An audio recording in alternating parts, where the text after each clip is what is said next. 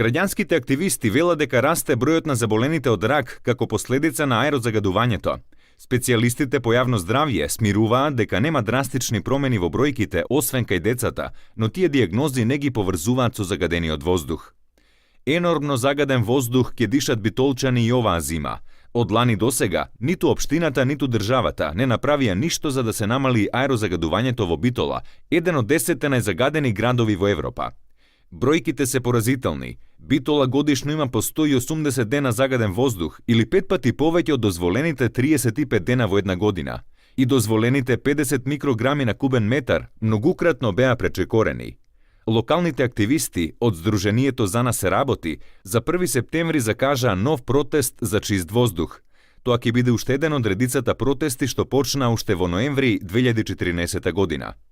Мислам дека поголем проблем не постои за Битола и битолчани. Тоа е приоритет над приоритетите со кои што треба да се зафатат за решавање на кои што носат одлуки, тоа е општината и нормално и централната власт.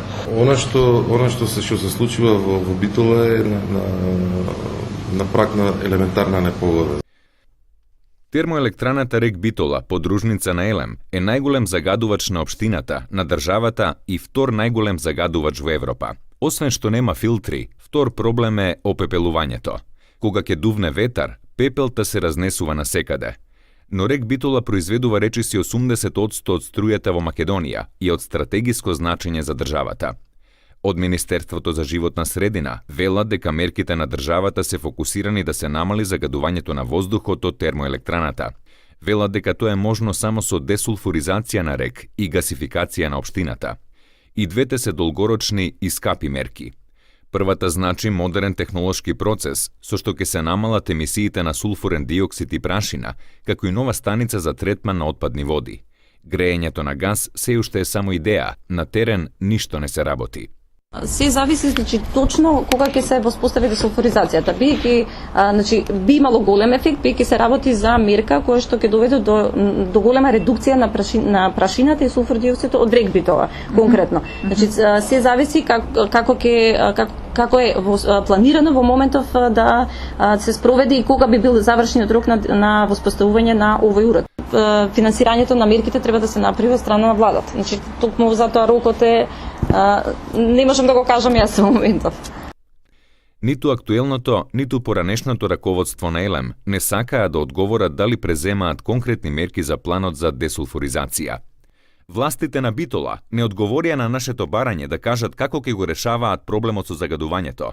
Лани нарачаа истражување што покажа дека ситната прашина што го загадува воздухот во Битола содржи состојка наречена бензоалфа-пирен. Состојката е канцерогена. И толку од општината, никакви натамошни активности од нив. Локалниот центар за јавно здравје дава податоци според кои нема драстичен пораст на заболените од рак во овој регион. Од 2013 година наваму бројките осцилираат, но без драстични промени. Еден од ризик факторите за појава на малигните заболувања воопшто, посебно на респираторниот систем, може да игра и улога и загадувањето на воздухот, меѓутоа не е единствена причина, бидејќи како етиолошки фактори може да бидат и други фактори, например наследни фактори, начинот на исхрана, начин на живот, загадувањето на воздухот на почвата, пушењето, стресните ситуации, брз темпо на живот. Така да загадувањето на воздухот не е единствена причина за појава на овие заболувања. Може, меѓутоа не е единствената причина. Во ординациите на матичните лекари лани се регистрирани околу 1600 заболени од малигни заболувања. Тоа е вкупен број на болните, кои се провлекувани с годините. Системот не регистрира кај колкумина првпат е поставена дијагноза за канцер. Поради тоа нема појасна слика за новозаболените, особено од рак на бели дробови на респираторниот систем. Тоа би покажало колку навистина е страшна состојбата. Голема разлика има единствено кај малигните заболувања кај децата. Лани се регистрирани 25 малигни неоплазми кај деца до 6 години.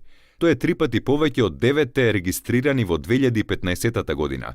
Исто и кај децата од школската возраст. Има 19 во 2016 година, наспроти само 8 една година претходно. Милевска објаснува дека заболувањата главно се леукемија и Ходжкинг синдром, дијагнози што не се поврзуваат со загаден воздух.